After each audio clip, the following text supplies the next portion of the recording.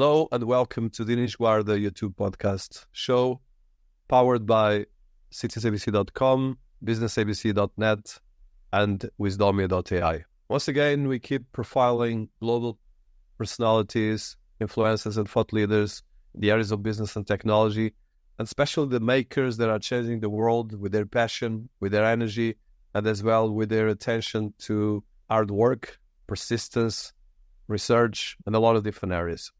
And in this series that we passed over 300 personalities that we've been interviewing, which I'm very grateful. I've been learning with each of them. I'm very excited to continue profiling the ones that follow a path of energy, a path of entrepreneurship, but as well a path of dedication towards the challenge we're facing as society, the ideas, the business, the technology, but as well how we deal with our families, how we deal with our values, our countries, our cultures. So today I'm quite excited to welcome a dear friend and a partner as well, but someone that I never profile in this series. I'm very excited about bringing him here because he's been teaching me the importance, or actually remind me the importance of family, the importance as well of values, and as well the importance of discipline, both in well-being, lifestyle, but as well in ideas and thought leadership. So I welcome to our series Dilip Pungliya. And Dilip is a personality we cannot put in a box because he's out of the box in a lot of ways. And what I admire about Dilip is his persistence, his sense of family, and as well leadership. But a leadership that is very special in the sense that he highlights both his technical knowledge, his passion for learning, as well a lot of impact in terms of working with the society, social impact, and a lot of different things. In terms of his career, Dilip has been a business leader, a technologist, a data analyst, and increasingly an AI expert that has been dealing with both building very big projects with big corporations, but as well putting together startups and working with different parts. So Dilip has an education in engineering and has been working in different parts. He has a BE in electrical and electronics from Amravati University in India, and is as well an open group architecture framework certified professional architect, and is a philanthropist and an investor that has been specifically involved in social work to aid the growth of society and support those in need, something that comes from his family and his background. And as well, one of the things I love about Dilip is I've been learning about India so much through him, both about history and about the passion for the values of India, and as well all the mythology and even parts of India I never thought about and I never would go if I wouldn't meet him. So I'm very excited to have him here and discuss about his background as well. Part of his family is a public company listed in India. We're going to be talking about that. And we're going to be talking, of course, about India. That is one of my passions. So Dilip, thank you for being here and wonderful to get you to the series. Thank you, Dinis. Thank you very much for having me here in your channel and podcast. Thank you very much. So Dilip, you have a very special upbringing from the desert of India to London. And as well, your upbringing is very unique because you have a fantastic family, a lot of traditions that you kept. But at the same time, you went up from a very traditional Indian family in Jodhpur to end up actually in the top of the technology hub in London, UK, where you live. But as well, with a lot of different things, contradictions and passions and different parts. So tell us especially about your childhood and what it is growing up in your childhood in India, which was completely different from India now, to now, where you, of course, you end up in London in a fantastic technology career. I born in a village called Doriman in Barwe district. It's a small village, it was small, now it is grown big though. It was surrounded by a mountain and sand dunes, and there is where I was born and brought up until year 8. So I did my primary education there in the government school there in the village. And my family at that point in time was having a small businesses. We were trying to grow that time and didn't have many resources in order to fulfill all of our needs. We are 5 brothers. My uncle has 4 sons and daughter, and then another uncle has 3 sons. So it was like a joint family, which we were there in a village, having a old style houses there, grown up there. And then we started our journey from there to Jodhpur as we grown in our business with the limited resources.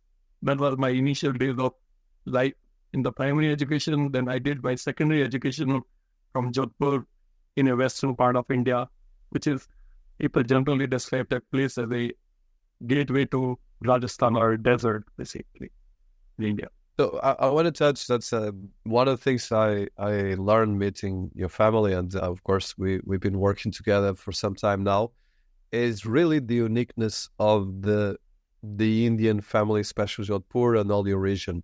So I want for you to share with our audience, because of course for you is natural, you grew up on that. But for our audience, and even for me, to be honest, it's quite unique. It's, first of all, for people listening to us, is a very big family that share the same values and they live partly together.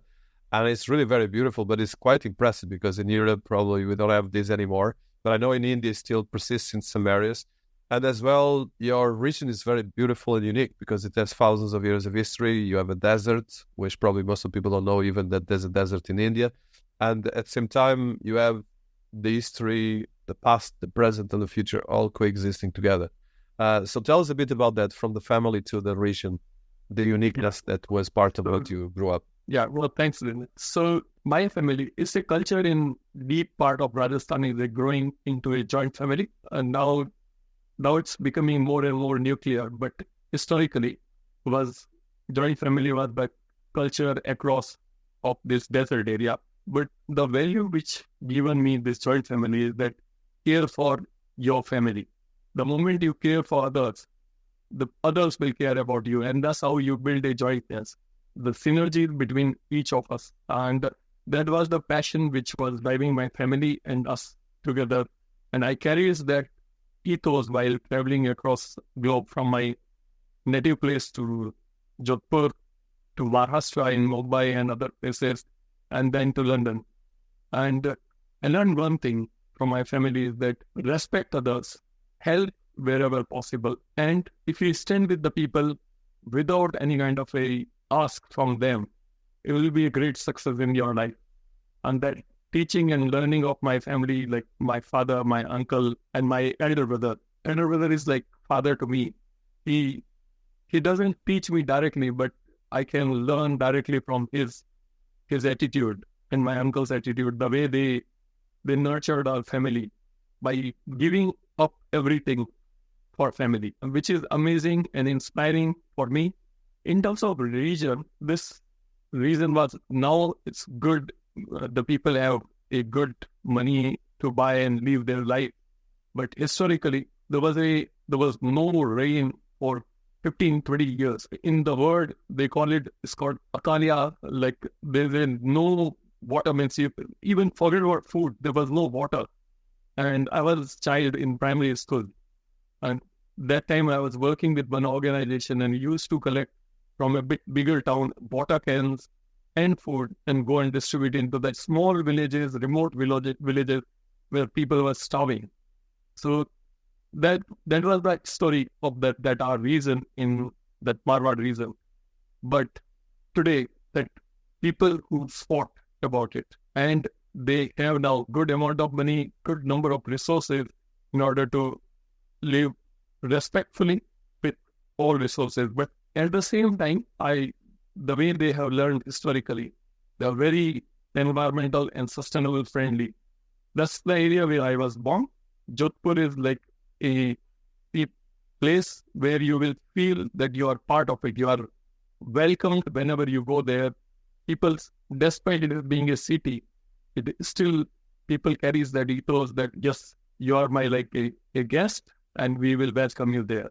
So that's all about Rajasthan, which carries the ethos of helping others, giving up for others, keeping the transparency without any kind of a need or a kind of, I need something from you. It's not that a pattern, they work on that. Well, this is very special and very unique, I think, even now. And as well, for people listening to us, even me, that I've been going to India for 20 years, I've been learning the differences and as well the heritage and as well all these parts that you just described that I think most of people don't understand. Of course, each part of the world has different cultures, and that's why I love interviewing people from around the world, because I learn with all of them, and I love to travel, as probably people that see my interviews know. So, Dilip, one of the things that I want to touch before you go to your career and your family as well, business, is that India went through a massive change. Okay, and you actually were the first generation that went that, because it was extremely poverty 20 years ago or 30 when you were a child, to now becoming, of course, one of the the fifth economy on the planet, and probably is going to be in 2050 the second. So from this kind of radical transformation, of course, someone like you saw this happening, but you don't see it. But even me, each time I go to India, if I go every 6 months, 1 year, you saw massive disruption from infrastructure, from the poverty that is disappearing, thanks God, and a lot of other things. So tell us about how it was to grow on that, because you saw the radical transformation around all these different things, and at the same time, you lived with it and you thrive with that. Yeah. So the one special memory which I carry my childhood, that we were with the limited resources. Even to go to school, it's a desert, and in a hot summer days, temperature used to touch like between 45 to 50 degrees. And we didn't have sleeper, forget about shoes, but sleeper to wear and go to the school. So we used to run shadow to shadow in order to reach school during afternoon times and come back at home and eat food there. And our food was similar fashion, standard. There was no restaurants or anything like that. So with limited resource, but the one good part which I got in my life is the value and good teaching. And that kind of a limited resource teaches good value to you, and you have to carry those values. Today, people still carry those values because their elders are telling them that what kind of a limited resources we added and how useful they were. Like there was a pattern in when India started growing, is that you go for plastic bags, you go for these things like use and throw stuff. But in my childhood, I learned a special respect about environment and sustainability. We used to use reusable bags in our childhood. We used to utilize, for example, a cloth was there. If it not fit for my father, we used to get that refitted for me, for example, for my purpose. And once that is done, we used to make a clothing or some useful stuff so people can sleep on it or can walk around the house. That's how we reuse that cloth until it is not disappeared into the environment naturally. That kind of a transformation I have seen, from that transformation to the use and throw stuff, which is not good for environment, but people are having a lot more resources today in India. They are still respectful because they have learned from their elders and they are following up. But yes, the India is transformed massively since what I have seen, the age where there was no telephone or TV in my village, to the smartphones and smart VR, AR available in my village. So it's amazing to see the way things have transformed. Yeah, it's really impressive and it's wonderful, because India is right now, as we speak, is 1.475 billion people. And if you look at all the Indians around the world, it almost becomes like 30% of the whole population is India. Or more, probably goes close to 50% if you put all the different subsets of Indian cultures and so forth and around the world. So, Dilip, you, in your career, although your family start humbly but succeed quite significantly with a public company, and as well, you in parallel have been probably the only person in the family that actually build your own footprint, independent of the family, but of course within the family. So tell us how these two paths went from a company that started humbly and became a public company listed in India and one of the fast-growing construction companies in the country, to you as well, that you end up actually building your own career in tech as a data scientist and as a technologist, and coming to London, and as well becoming a British citizen, and as well building a career close to the financial world, and now increasing on the technology sector at large. Yeah. So our company, that's how I have seen my business. My uncle and my father, they started this construction company. Used to go and dig the pipe under the water, under the earth, to bring water out, because of there was no water. So that's how we started our first journey towards bringing water to the doorstep of the houses. And it was small amount of work where my father and uncle started, but as we didn't have many resources, so my brother at the age of 16 jumped into the business. We used to support business while in the village itself. From village, we used to travel and go and stay on site to monitor it or help any resources, any of the site people require it. So that's how I grown up my childhood, that during holidays, the holiday was on site to work or for the business. And the ethos of working together and following up the steps of one or two person, that this is the area, what I have own it, so people respect that ownership and start working with each other in that way. My uncle, my brother, and my father, they started working in such a harmonized way of it, with consistent and persistent approach. They started growing this business from couple of thousands to millions of business, and then billions of business. Now they have grown up. And it was a long journey back, started in 1989 in my village, then moved back to Jodhpur in 1993, because as business was growing, we need to be at center place for this area to be monitored. And then we stayed, means our whole life we spent in Jodhpur as a family. We still stay together. For my 5 brothers, we stay together. My uncle and his son, we all stay together there. And we keep on building this company. Everyone has their own responsibilities of area in terms of construction. So my diversion started, my uncle used to support education. He loved that you do creativity, you expand your wings in order to succeed. And that's because of his support, this business grown up a lot. My all brothers took it seriously that way, and we started growing in the business. But at the same time, he wanted to grow into education, and he wanted me to, without wasting any time, just go and do the engineering. And even I had a dream to become an engineer. When I went and did my engineering, that time our family business was not that great. And my 2 younger brothers who have joined business. So it was decided that I should go and find some professional career. And then later in point, after a couple of years, I joined back. Though it didn't happen after that, I still keep on supporting my family business from whatever I know and help they required it. But I never went back into the business properly, work full time. And I drifted from that to Mumbai, where I learned because I had a financial background from working with family business. So with that background and my technological skill in learning engineering, I went into a data sections of engineering and started working with a small firm. I worked in 6 months free for a broker in a trading segment in India. And we built some systems there to help broker to automate the process at initial stage using Oracle. That was the early days of Oracle. And from there, I started growing my passion into it. And I joined one of India's largest stock exchange, National Stock Exchange. There, I worked in varied varieties of technologies, including data center, data circuit breakers, where equity can't cross particular amount of the value in a day. Can't go below that or can't go above that.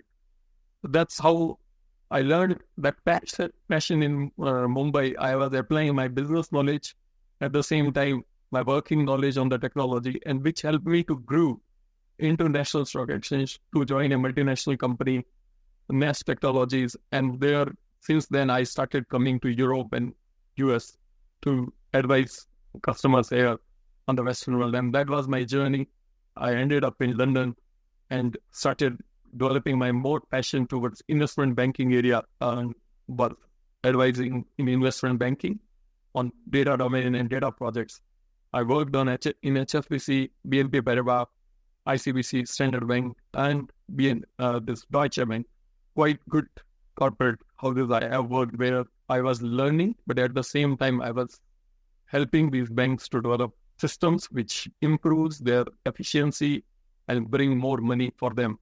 That's my career, how my family business at the same time, they keep growing, and I was growing into my professional career, but still connected with each other, having value for each other. It's very impressive, and I know as well how is it coming from a fast-growing, at the time, a developing country to become as well, for both you personally and your family, which I think for people listening to us probably don't understand the complexities of getting out from a small region that is not, of course, Mumbai or New Delhi, grow your personal brand, and at the same time, a family that became quite a big public company. So can you tell us a bit about your public company and the group that you are part and that your family owns, just for people listening to us? And as well, I think your group is a big portrait of the fast growing of India and all the different things they achieved, which is quite impressive. Sure. So family company name is being drew. My uncle and father's name is called Vishnu Limited. And nowadays it's very famous in Indian market. VPRPL is the company name. Currently, the market cap is $400 million globally. And we work almost 2/3 plus part of India in the domain of water, irrigation, road infrastructure development, railway infrastructure development, and tunneling infrastructure development for India. We've been a part of this journey where small project was the key to a big, massive projects, which we are doing. Like each project is of like 20 to 40 million rupees, and it consists of various small work. That's how my company is in India, very well reputed because of the people who are or the promoter of the company. They respect that, and they respect the value ethos of joint family. And that's the reason many investors, they have invested when they visited our head office, and they have seen the passion that how three generations, the new generation, which is bringing technologies and new ideas, and the generation like me, my brother, a middle generation, have experience, and my uncle and father, who had a greater experience, but they have a synergy to drive all of the business and their network. And our love towards social causes help all of us to grow into that business and build a brand called VPRPL. It's a great journey. We all had it. We are continuous to have it. So tell us a bit how it is to create a public company in India, and as well a bit of overview of taking a company public, especially construction, and a bit about the boom of construction, because I know that you have a lot of experience. India is building around over 100 smart cities, and there's an area that I know that you've been studying a lot. There's a lot of infrastructure, from, you mentioned, water, roads, cities in general. A bit of the work they've been doing, and their experience as well from building this part, and as well going from all this growth of India to right now being a public company with stock exchange, market, and so forth. Yeah. So I'll first cover the part of the public path we took it. It was in 2014 when we were discussing about it as a family, saying that, okay, let's go public. It was a lot of planning and strategy was put together in order for us to go and the public. So we started doing, first is our growth should be consistent. So we started working, synergizing our all effort to ensure that our growth is consistent. At the same time, we are very transparent on our work, quality-oriented work. You don't have any kind of a bad name about coming out, because infrastructure could get impacted because of water or during extreme weather situations. Ensuring that any of these extreme weather situations can be taken care of by these infrastructure, whatever we put in place for the city related to water or railroad, anything was up-to-date quality. So this was 10 years journey. We were keep on monitoring our finances, keep on monitoring qualities, keep on monitoring our ethos. And back then in 2022, decided, okay, let's go for the public processes now in India. So I think it's more or less quite common across the globe how the process works. Is first is you need to go for the pre-seed investors, where you can go, it's called pre-IPO process, where you need to have a backing of the people who are like VCs or big funds. And once you get that of that mark, like whatever percentage you decided, you need to have those pre-IPOs. In that percentage of few pre-IPOs, you need to have people who trust you as an individual. And they also should invest part of percentage apart from these big corporate houses. So during that process, what we have learned, when people visited us in our office, they were like, okay, we want to invest that much, but we can't give one pre-IPO to one single person. It has to be minimum 20 to 30 people, has to divide it between those people. So we took that journey and divided with this corporate houses, and then individuals, around 20-25 investors. We got part of pre-IPO, ranging from our network, our relatives, those who want to put it and trust us. They did it. And once pre-IPO is closed, then it was with we have to work with various regulatory bodies, including SEBI and Exchange and other financial institute in India, which applies to UK as well. My preliminary study says that this is how it works in UK as well. So once we identified those things, there was a price point decided that in this price point, the IPO will open, people can submit their bid, and there was a range. So once that submission was done, and then there was a date decided on September in 2023, finally we went into a public domain in the Stock Exchange of India. Where I worked in my initial career, it was very emotional to see that my company was there and listing there in the building where I used to work. Oh, that's a fantastic achievement, and it shows as well because, of course, the Indian stock market is becoming one of the biggest in the world, and they'll become bigger in the next decades. So now let's talk about your experience in London and from India education to India to the UK. And one of the things that is for people listening to us, of course, if you look at the top companies in technology in the world, most of them right now are Indians, from Google to Microsoft, Adobe, the list goes on. So tell us just a bit of your experience, both for your education, some of the differences you see from the education in India to the education in the UK, and as well building a career here. Yeah. So my education, when I started my education initial level, it was my regional language predominantly, be it secondary or primary. When I jumped into engineering, the education was in English, and I didn't know much about English that point in time, apart from the letters. So I remember my first 6 months was very difficult in class. We need to write, was used to write in Hindi, whatever my professor used to tell, and just write in Hindi, and then in room, just go and convert what is English word equivalent to that. There was no much technology. It was dictionary used to use and write these wordings. That's how my career started towards a global side, learning a language which is commonly used globally. So my career in London, used to travel London with the Indian company called Nest Technologies, used to handle their customers here in pre-sales plus execution of the project at initial level. And that's how I met few people, and they suggested, why don't you settle here?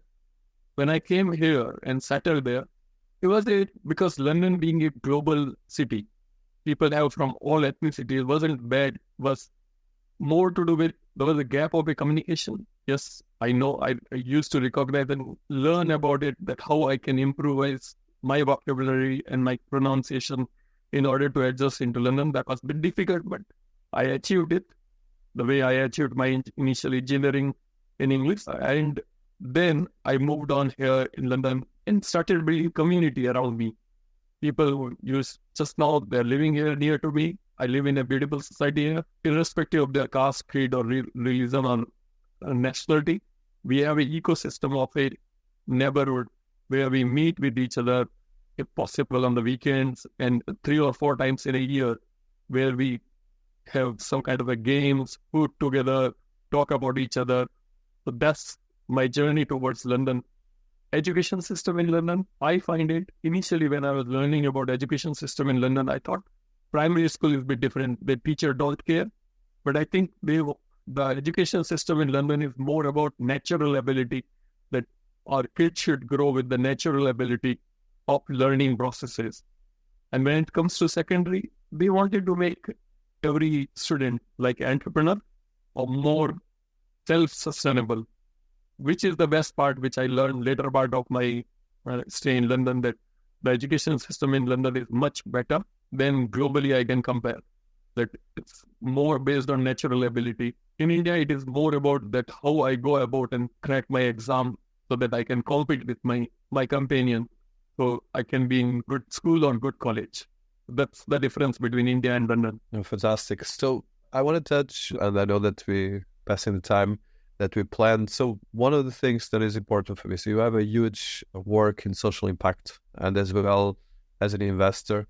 So you have a lot of activities and as well a fantastic social life that you've been interacting. You partly touched that. So how do you juggle the investor side, the technology work, and as well the social impact? So the best part which my life taught me is that how to be fit. That was the best part I learned while I was in Mumbai. I got attack of asthma, and a change of the weather used to destroy me. Like I have to go into hospital, stay there for 2-3 days. That back in 2003. And then I learned, means I can't sustain like this way. At this early age, I have to change my habit. And that's how I learned doing yoga, doing exercise, and consistently walking every day, running on it. And that day, and since now, there's no day I miss my walk in the morning. My minimum steps is between 17,000 to 20,000. And this passion helped me to adjust my lifestyle. That I need to be more focused and due diligent about my work, what I am doing professionally. At the same time, I don't want to be disconnected from society because I don't have time. That's not a good excuse to give. So you can always get a time of 1 hour, 1.5 hours to help society with the social impact. And I love that by passion, that I should be involved in community and social impact purposes. At the same time, being an investor, I'm trying to be an entrepreneur, proper entrepreneur, independent from my family. Since last 10 years, I tried a couple of startups from food domain to health domain to other area of it. Couldn't able to succeed much, but I learned a lot out of it. And I know those ideas, whatever I have nurtured, was one or other people have used it and they got succeeded in that area. And today I am an investor. I got full backing of my family back in India. And that investment is helping me to drive my passion towards business in technology and humanity sections as well at the same time. Oh, amazing. And I know that you've been doing fantastic work on that. So my last question, actually 2 questions. The first one is that you are as well a researcher. You are writing, and there's a lot of things you're doing, especially in the areas of artificial intelligence, data management, and increasingly as well the areas of smart cities. So tell us a bit about the work. And of course, you have a background in fintech and then data related in finance. So how do you see in society when it comes to this area, especially with everything going so fast in the areas of artificial intelligence, smart cities? So in the domain of AI and smart city and AI, I feel that if it is channelized in a humanized way, it will be much more beneficial to the society and professionals. And that's how my research, which I'm taking your help as well, and more of industry leaders as well, that how smart city can be developed, which is from ecological point of view, from sustainability point of view, or from environment point of view, how we can leverage AI so that cities become smart, but at the same time giving other benefits like the smarter citizens, where citizens get benefit out of it, smart infrastructure, where the infrastructure is more used by human in a proper and channelized manner. These are the key areas of my research which I wrote. And not only that, but you have to learn from the history, which is my passion, like learning from history. And because of that, I keep on driving back to read history. My one of the article, like ancient civilization and teaching into the future, is part that how the Mohenjo-daro in Indus Valley, they used to build that civic senses of society, the infrastructure they have built and crisscross structure, and what was the use of that crisscross structure, why they have developed, and how it could be utilized using AI in order to have a more longer and sustainable humanity or a settlement like London we can have in future, keep on growing that way. So that's my research work, keep on driving me in that direction. So last one, thank you so much for your time. So for young people listening to us, you are a father and of course you have a big family. So what would be this inspiration that you want to give for people listening to us, especially young people, but as well for anyone that wants to learn from the best of the culture of India and from the achievements of you and your family? So young people, I would like to say one thing. You don't have to have a big dreams. Just dream small. Take baby steps in your life. But keep passion and persistence towards that steps. The moment you are a persistent and keep on going on that area, you will achieve those dreams. And then slowly and steadily, you will achieve your big dream. If you start dissecting your dreams into a smaller dreams. And that's what I learned. And you can't plan your future like 50 years. Plan your future for next 2 months, 6 months, and drive your passion towards those 6 months. And each success will bring more and more success in your life. That's my life and career. That's how I learned and implemented in my life. Well, it's a fantastic advice. I want to thank you for this. And of course, this is the first of a lot of interviews we're going to be doing. This is the first take one. We will be getting Dilip to come to this podcast. He's going to be one of my companions for a lot of different adventures. I want to thank you, Dilip, for the inspiration, as well for your hard work, and as well for this sense of community. And I don't underestimate this for people listening to us, how much I respect the sense of family, the sense of respect for other people, and as well the sense of, I think, like you said, a big challenge of the world right now with so much technology that people become cynical or then become complex. That's two parts. So we're very cynical or very confused with everything, and then they block. I see a lot of block with the young people. So I think your work and inspiration on that is a great example for people. Don't block, act, move forward. Whatever the challenge you are, there's a lot of opportunities. Thank you so much.